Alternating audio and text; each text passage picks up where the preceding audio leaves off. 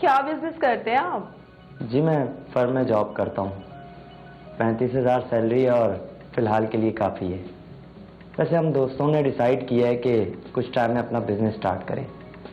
ये जॉब तो बस एक्सपीरियंस के लिए कर रहा हूँ। बिजनेस स्टार्ट करना इतना आसान कहाँ, सालों लग जाते हैं इंसान को अपना बिजनेस स्टार्ट करने के लिए।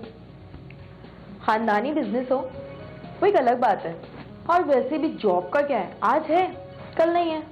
ज़ैनब, ये कौन सा तरीका है किसी से बात करने का? अरे रहने दे अम्मी, आप बहुत भोली हैं, दुनियादारी नहीं समझती। महविश का रिश्ता ऐसे थोड़ी कर देंगे। बेटा महविश को हमारे घर में किसी किस्म की तकलीफ नहीं होगी। ये बहू नहीं बेटी बन के रहेगी। और हाँ, मुझे अपने बेटे की काबिलियत पर पूरा यकीन है। जब इसके ऊपर एक और जिम्मेदारी बढ़ेगी तो बहुत अच्छे से निभाएगा। मतलब ये कि आप लोग अच्छे खासे जहेज की डिमांड करेंगे और उससे आपका बेटा बिजनेस करेगा, वरना नहीं। क्या भरोसा आप लोग शादी के बाद इसको मजीद परेशान नहीं करेंगे? ज़ैनब, मेहमानों से किस तरह बात कर रही हो? क्या मैंने तुम्हें ये सिखाया है? कोई बात नहीं बहन, ये महविश की बड़ी बहन है, इसके लिए अच्छा सोच रही है और हमें कोई जहेज की जरूरत नहीं है। मैं खुद इसके खिलाफ हूँ। सब कहने की बातें अम्मी, असल रंग तो बाद में दिखते हैं। वैसे आप काफ़ी मनफी सोच रखती हैं लोगों के बारे में। हाँ हाँ ठीक है, हम अपना जवाब सोच कर बता देंगे। इस्लाम ने मर्द और औरत दोनों को ये हक दिया है कि वो अपने लाइफ पार्टनर का इंतखाब करें अपनी पसंद के मुताबिक। जिस तरह ये हक एक मर्द को हासिल है इस्लाम की तालीमात के मुताबिक, उसी तरह ये हक एक औरत को भी हासिल है। अब कुछ हमारे सोशल इश्यूज हैं। बाज़ औक़ात बड़े फैमिली या बड़ा भाई, बड़ी बहन, माँ बाप, वो किसी जगह ख्वाहिशमंद हो जाते हैं कि अपने बेटे या बेटी का रिश्ता यहाँ करें। औलाद की खैर ख्वाही को सोचना तो उनका राइट है, उनके मुस्तकबिल के लिए उनको गाइडलाइन देना ये भी उनका फ़र्ज़ बनता है। लेकिन अगर इसके पीछे नीयत में कोई ख़राबी आ जाए, कोई लालच हो, माल का लालच हो, कोई बड़ा घराना है, बड़ा ओहदा है, बड़ा मनसब है और महज उसी की वजह से वो अपने बेटे या बेटी का रिश्ता वहाँ पर करवाना चाहें, तो ये गलत है। क्योंकि इसमें एक तो बरकत ख़त्म हो जाएगी। जब लालच की बुनियाद पर रिश्ते की बुनियाद रखी जा रही होगी, माल को देखकर रिश्ते की बुनियाद रखी जा रही होगी, तो इसमें बरकत ख़त्म हो जाएगी। नादिया, तुम्हें रिश्ते में बैठने के लिए इसलिए बुलाया था कि तुम इसकी बड़ी बहन हो, ना कि उन लोगों में कीड़े निकालने के लिए। क्या कर दिया अम्मी, खुदा को माने, मैं इसका रिश्ता अपने देवर से करवाना चाहती हूँ। अभी कितनी बार बताऊं मैं आपको, मुझे आपके देवर से शादी नहीं करनी तो नहीं करनी। क्यों नहीं करनी? क्या बुराई है उसमें? कोई अच्छाई भी तो नहीं। अरे पैसा है उसके पास, अच्छे खासे 50% शेयर्स है उसके पास, राज करोगी। और 100% घमंड भी, ये तो बताना आप भूल ही गई। और वही पैसे का घमंड आपके सर पे चढ़ के बोल रहा है आप ही। मुझे तो लगता ही नहीं है कि आप मेरी बहन हैं। देख रही हैं अम्मी आप कितनी बदतमीजी कर रही है ये। ज्यादा पढ़ाई लिखाई भी ना दिमाग खराब कर देती है, इसीलिए कर रही है ये बदतमीजी। बदतमीजी तुमने उन लोगों के साथ की थी, वो तो खुदा का शुक्र है भले लोग थे, जब्त कर गए। उनकी जगह कोई और होता ना।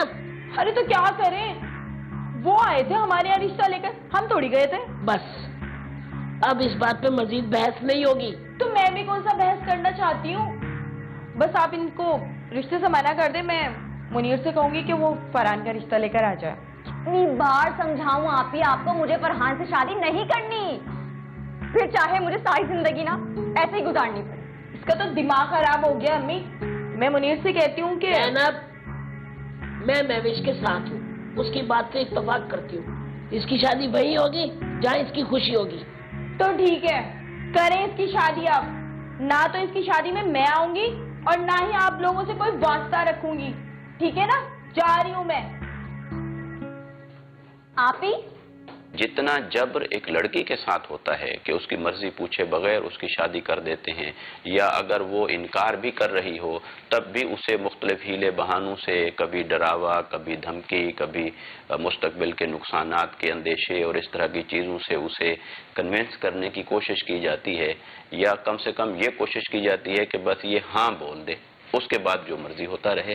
तो ये जो तरीक़ाकार है ये गलत है। इस्लाम कतन इसकी इजाज़त नहीं देता।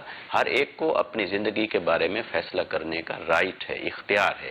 ख़ास तौर पे जब बड़ी बहन ने, बड़े भाई ने, माँ बाप ने अपने उस नौजवान बेटे या बेटी के सामने मुस्तकबिल की सारी तस्वीर का नक्शा खींच दिया है और फिर भी उसका दिल नहीं मान रहा।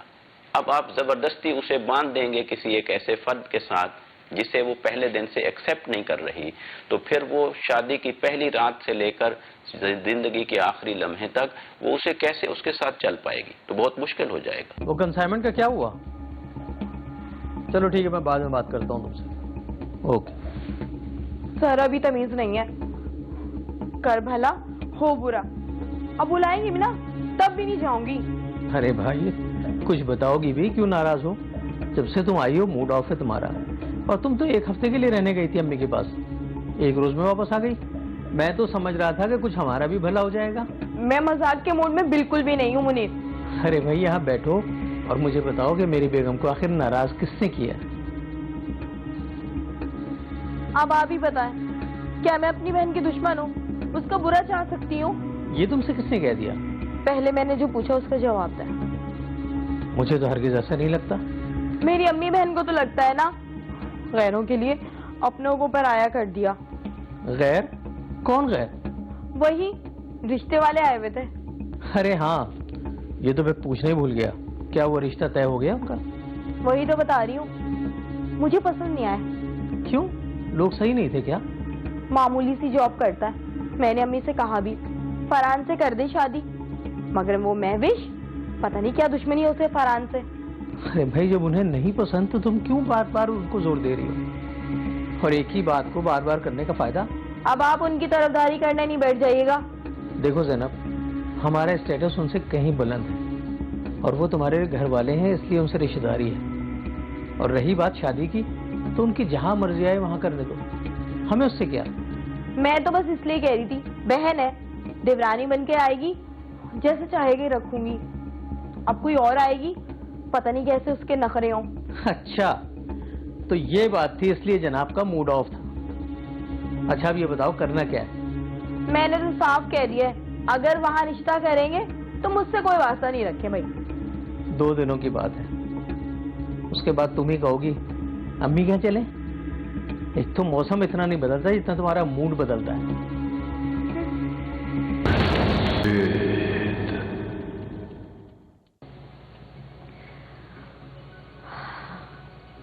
आपी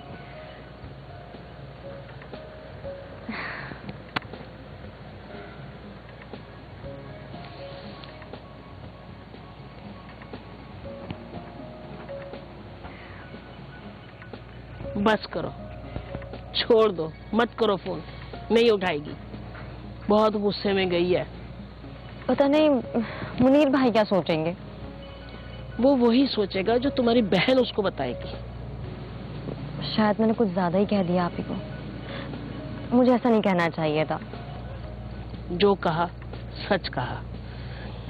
बेटा, तुम्हें एहसास है कि वो तुम्हारी बहन है और नाराज है तुमसे, उसको इन चीजों से कोई फर्क नहीं पड़ता।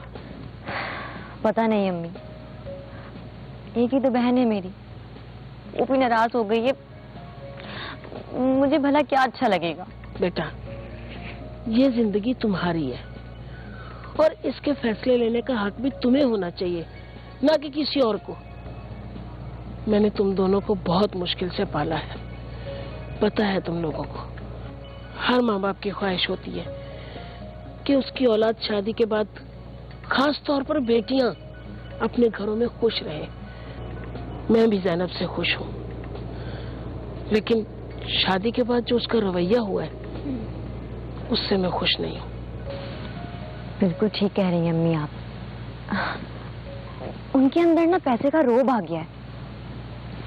वो जो हमारे दरमियान चाहत और मोहब्बत थी, वो तो जैसे खत्म हो गई है। इसी वजह से तो मैंने खुद नवेद भाई को फोन करके उसकी तरफ से माफी मांगी है। अपनी नवीद अंकल को बहुत बुरा लगा होगा ना? जाहिर है, बहुत नफीस और जेंटलमैन इंसान है वो। कामरान भी अच्छा लड़का है। देखो ना, अपने बाप की अपनी आंखों के सामने इस तरह तजलील होते देखना हर किसी के बस का रोग नहीं है। अम्मी आप ही मेरी शादी में नहीं आएंगी ना? पता नहीं, लेकिन बहुत बड़ी बात कह गई है वो। अब उसने खून के रिश्ते से ज्यादा स्टेटस को अहमियत देनी शुरू कर दी है। बहरहाल फोन मत करो, 2-4 दिन में उसका गुस्सा ठंडा होगा तो खुद फोन कर लेगी। अल्लाह करे अम्मी ऐसा ही हो। अच्छा, अब ज्यादा ना सोचो, आके खाना खा लो। बहुत सारे काम है कल, और फिर मेरी बच्ची की शादी की तैयारी भी तो करनी है।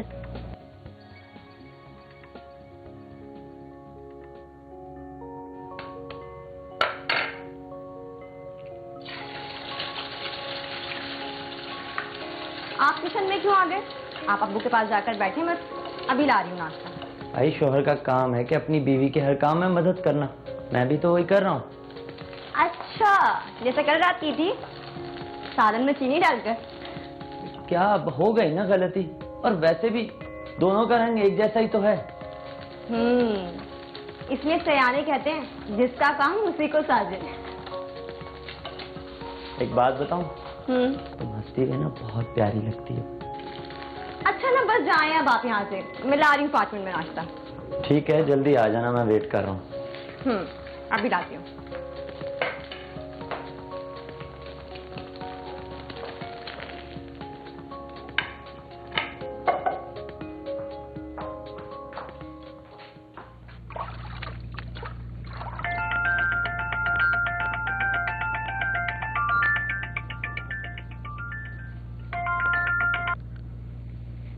हेलो, इस वक्त फोन क्यों किया? सब खैर तो है ना? सर वो एक बैड न्यूज़ है। Bad news? कैसी बैड न्यूज? सर जो कंसाइनमेंट था हमारा, वो क्लाइंट ने रिजेक्ट कर दिया। रिजेक्ट कर दिया? क्यों, माल में कोई फॉल्ट था क्या? सर नहीं। फिर रिजेक्ट क्यों किया?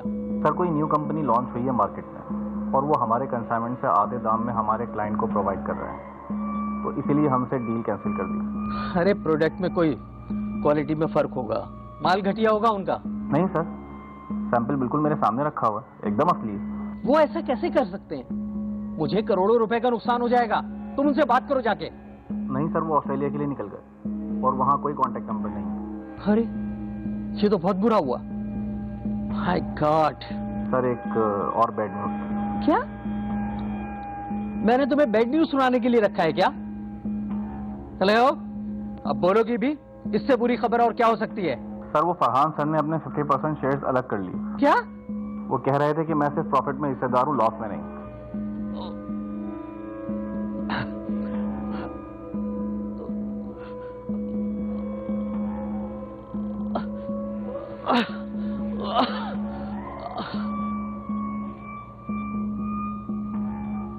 मुनीर,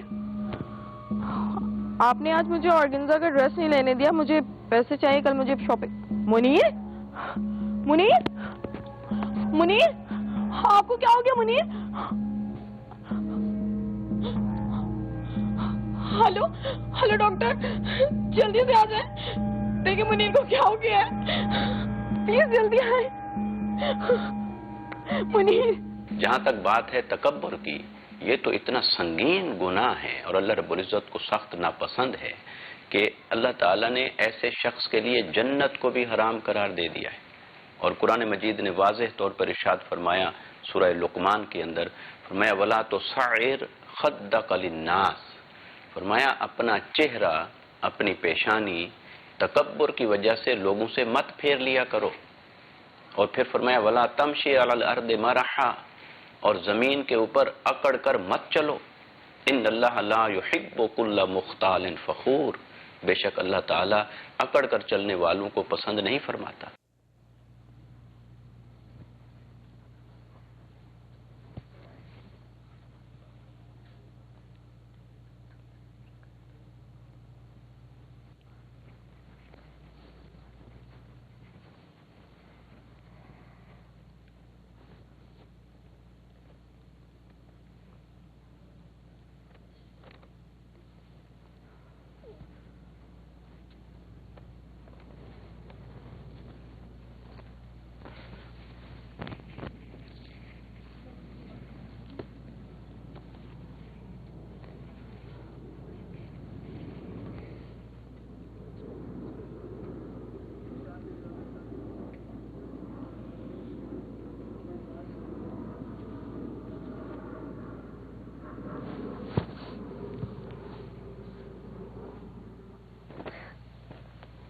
आप कब आए? तभी आया जब आप अल्लाह से मेरी शिकायतें कर रही थी। जब आपसे कोई शिकायत है ही नहीं तो क्यों करूंगी आपकी शिकायतें? इसका मतलब जब शिकायत होगी तो जरूर करेंगी। हाँ, जब भी नहीं करूंगी, बल्कि अल्लाह ताला से दुआ करूंगी कि आप कभी परेशान ना हो, जैसे आज सुबह हुए थे।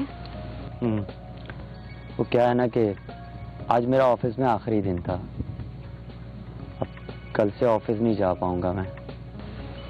आप परेशान मत हो कामरान, और वैसे भी अल्लाह ताला अपने नेक बंदों को आजमाता है। आपको ना इस जॉब से भी अच्छी जॉब मिल जाएगी। मुझे नहीं लगता कि अब मुझे कोई जॉब मिलेगी।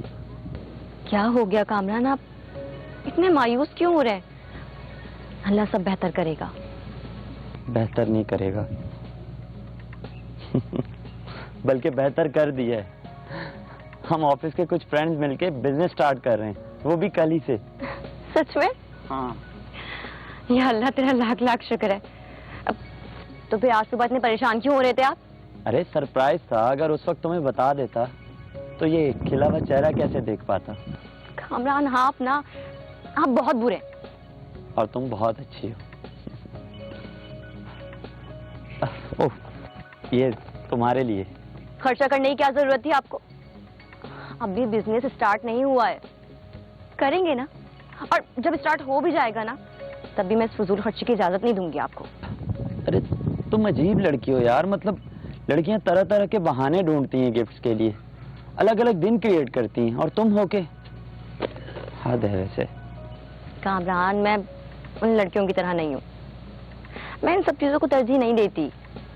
हाँ जानता हूँ, तुम्हें देख के ही अंदाजा हो गया था कि तुम सबसे अलग हो, और तुम अपनी बहन जैसी भी नहीं हो।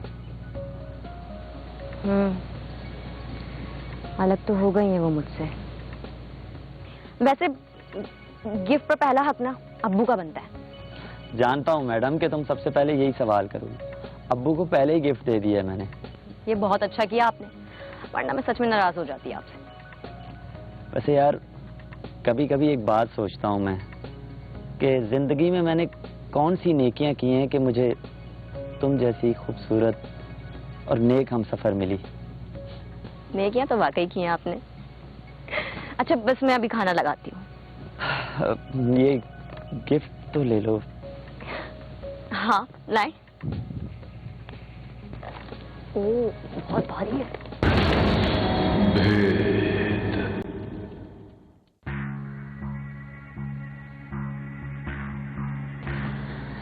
इन्हें कंप्लीट बेड रेस्ट की जरूरत है।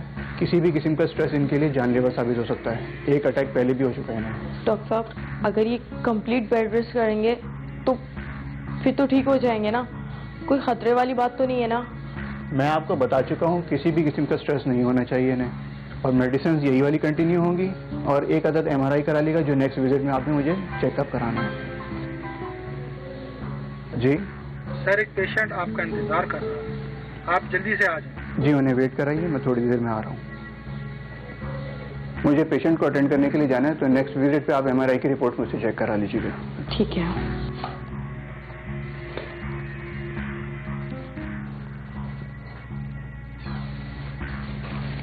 फरहान को मैंने क्या समझा था और वो क्या निकला?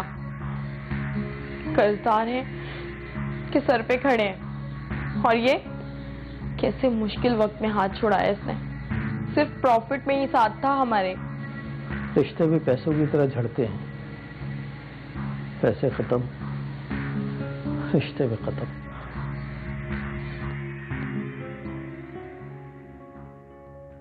बहुत शुक्रिया, तुम बस अपना और अब्बू का ख्याल रखना। बिल्कुल बेफिक्र रहें।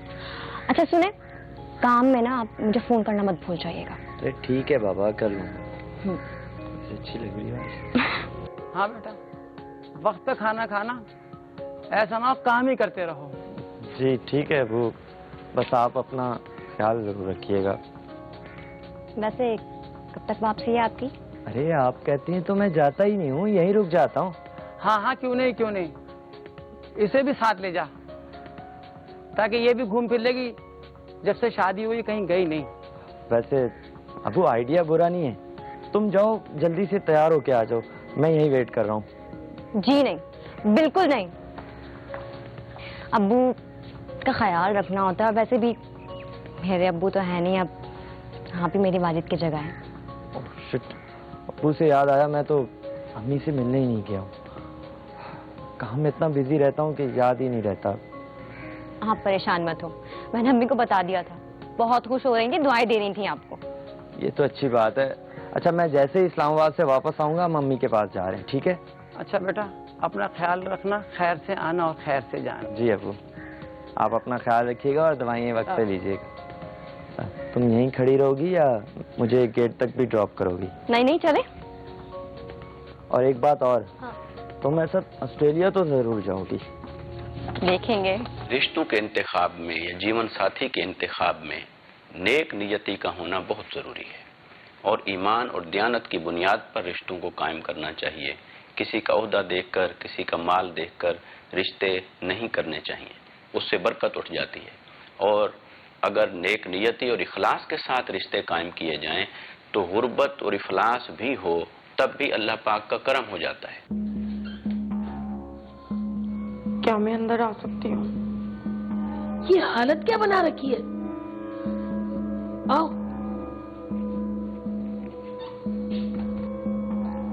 तुम यहाँ? ये बताओ, मुनीर कैसा है? कहाँ है वो?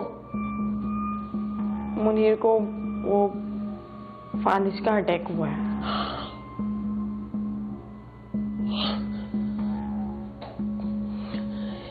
इतनी बड़ी बात तुमने बताना जरूरी नहीं समझी। ठीक है, तुम हमारा फोन नहीं उठाती हो, लेकिन खुद तो फोन करके बता सकती थी ना। मैं नहीं चाहती थी कि आप लोग मेरा मजाक उड़ाएं। तो अब क्या सोच के आई हो? अपनी जरूरत से आई हूँ। अच्छा, चलो, जरूरत ही सही। माँ याद तो आई? कहो। उनका सारा बिजनेस बर्बाद हो गया है और कर्जे में भी डूब गए हैं। और फरहान, उसने भी इतने बुरे वक्त में साथ छोड़ दिया। ऐसे बुरे वक्त में पल्ला छुड़ाया उसने, बगैरत कहीं का। उस लड़के के कसीदे पढ़ते नहीं थकती थी तू, और आज ऐसे कह रही हो? आप मुझे सीधे सीधे बताएं कि आप मेरी मदद कर सकती हैं या नहीं? बेटा, मैं क्या कर सकती हूँ? मुझे कम से कम 50 लाख रुपए की जरूरत है। कम से कम इनका कर्जा तो उतरेगा। मेरे पास पैसे नहीं हैं और सारे हालात तुम जानती हो। अब आप किसी वक्त क्या करूं बताएं मुझे, आपसे ही आसरा है ना। हमें यूं अचानक घर बेचने का फैसला? अब क्यों कर रही हैं ऐसा? मतलब यूं अचानक से क्या सोच रही हैं आप? कुछ तो बोले ना, क्या चल रहा है आपके दिलो दिमाग में? हाँ नादिया बहन, आखिर आप अपना मकान क्यों बेचना चाह रही हैं? आखिर हमें भी तो बताएं क्या परेशानी है। इतने बड़े घर का मैं क्या करूंगी? कोई छोटा सा किराए पे ले लूंगी। अम्मी, ये काम क्यों नहीं करती आप यहाँ आके रुक जाएं। और इसमें घर बेचने की क्या जरूरत है? वो मुनीर को फालिज का अटैक हुआ था। क्या? कब? कैसे? किसने बताया आपको? आप ही आई थी क्या? बहुत परेशान है वो, और माली तौर से भी। और ये घर बेचने का मशवरा यकीनन आपको आप ही नहीं दिया होगा। नहीं, वो तो मैं खुद ही। बस कर दें अम्मी, अगर आपको घर बेचना होता ना पहले से ही, तो आप ये फैसला आप ही के आने से पहले लेती। रिलैक्स महविश। अम्मी, आप ये बताएं कि उन्हें कितने पैसों की जरूरत है? 50 लाख। मैं इसी वजह से घर बेचने के सिलसिले में तुम्हारे पास आई हूँ बेटा। मैं तो किसी को जानती भी नहीं और भरोसा भी नहीं कर सकती। तुम तो मेरे बेटे जैसे हो, मैं तुमसे तो कह सकती हूँ। आप जिस उम्मीद से यहाँ आई हैं, आपका बेटा वो उम्मीद पूरी करेगा। कामरान, कैसी बातें कर रहे हैं आप? मतलब अम्मी को समझाने के बजाय आप उनका साथ दे रहे हैं। आपको पता है ना, आप ही किसी की भी नहीं है। पर महविश, ये भी तो हो सकता है कि उन्हें वाकई पैसों की जरूरत हो। और वैसे भी वो तुम्हारी बहन है।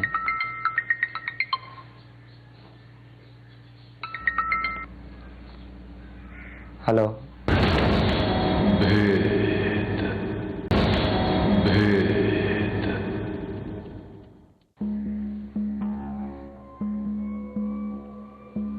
ज़ैनब, ज़ैनब,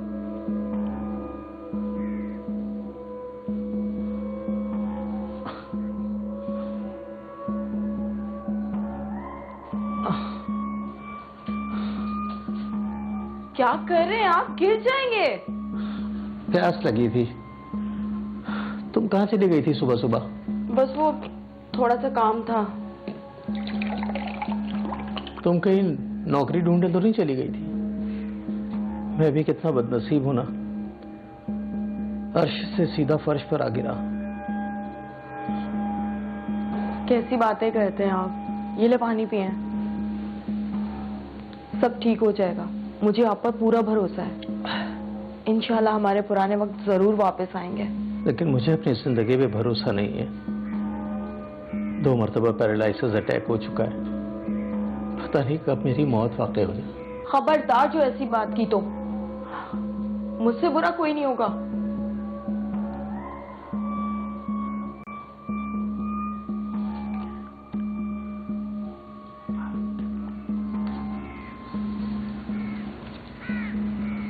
$50 लाख का चेक कहां से आया तुम्हारे पास?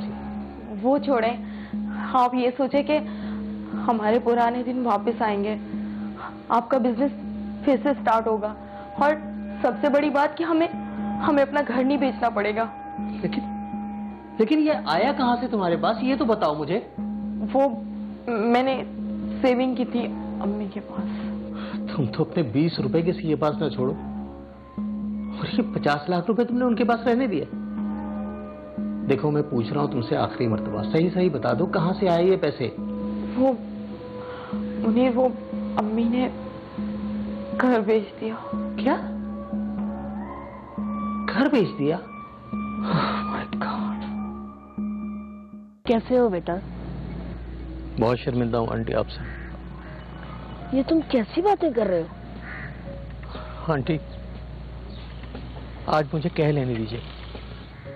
मैं हमेशा दौलत के नशे में चूर रहा, सबको अपने से कमतर समझता रहा, और आप लोगों को नीचा दिखाता रहा पैसों की जोर पे।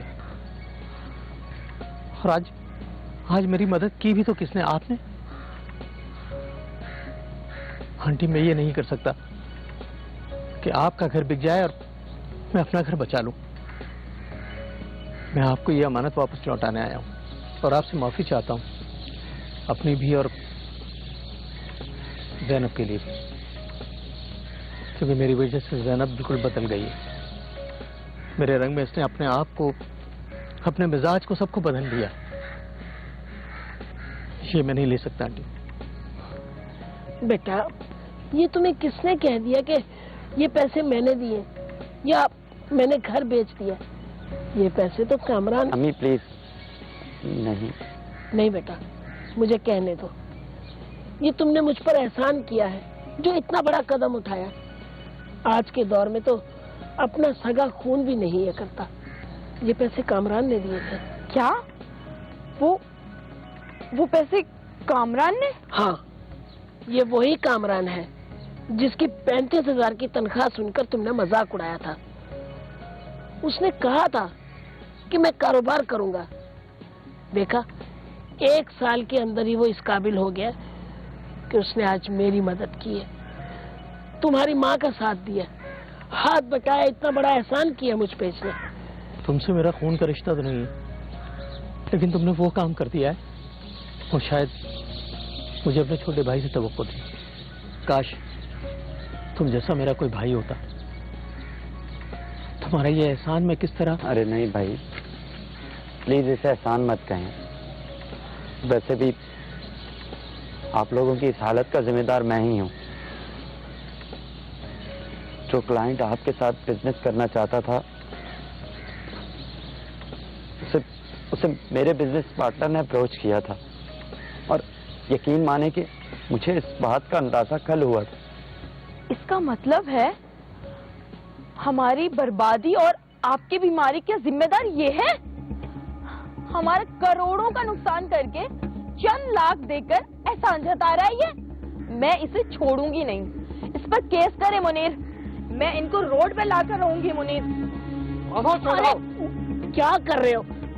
बैठो बैठो बैठो। हमारी इस हालत के जिम्मेदार ये नहीं, बल्कि हमारा घमंड है, हमारा गुरूर है पैसे पर।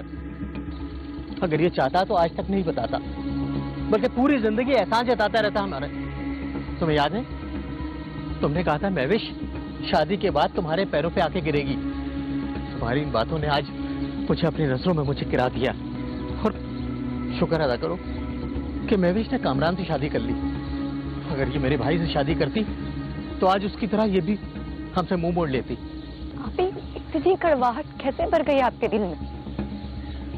ऐसा कब से आपके लिए रिश्तों से भी बढ़कर हो गया? इतना इंतजार किया मैंने कि आप ही मुझसे चाहे जितनी भी नाराज हो, लेकिन मेरी शादी में जरूर आएंगी। मेरे सर पर अपने शफकत का हाथ रखने। अगर आप नहीं गए, मुझे माफ कर दे। मुझसे बहुत बड़ी बड़ी गलतियां हुई हैं। पैसे के घमंड ने मुझसे जो बुलवाया मैं बोलती नहीं। मैं आप सबकी गुनहगार हूँ। मुझे माफ कर दे। माफ कर दे बेटा, माफ कर दे। माफ करने वालों के दर्जात बुलंद होते हैं, अल्लाह और उसका रसूल भी पसंद करता है। माफ कर दे बेटा। आप ही हमारे लिए इतना ही काफी है कि कम से कम आपको अपनी गलतियों का एहसास है। हमारी सारी रंजिशें, सारे गिले शिकवे खत्म हो। आप बड़ी हैं, माफी मत मांगे। मैं फिर भी शर्मिंदा हूँ। मैं भी,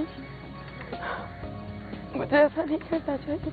रोजमर्रा हम अपनी आंखों से देखें, मुशाहदा करें, जिस वाकया में गौर करेंगे हमारे लिए उसमें सबक होगा। और कभी कभार तो ये अल्लाह की रहमत का इजहार होता है कि अल्लाह ताला बंदे को ऐसे हादसात से दो चार कर देता है कि जिन हादसात से दो चार होकर वो निखर जाता है, संवर जाता है। ये भी अल्लाह की रहमत का एक इजहार होता है। लिहाजा इंसान किसी भी मोड़ पे पहुंचकर अपनी गलती का एहसास कर ले और अपने उस गलत रास्ते को छोड़कर अपनी इस्लाह की तरफ आ जाए तो अल्लाह की बारगाह में उसके लिए रास्ता खुला होता है। और मियाँ बीवी वो एक दूसरे के जहाँ जिंदगी के पार्टनर हैं, वहाँ ईमान में भी एक दूसरे के मुहाफिज हैं। अगर बीवी के अंदर कोई गलती आ गई किरदार में, अखलाक में, सोच में, अमल में, तो शौहर का फर्ज है कि उसकी इस्लाह करे।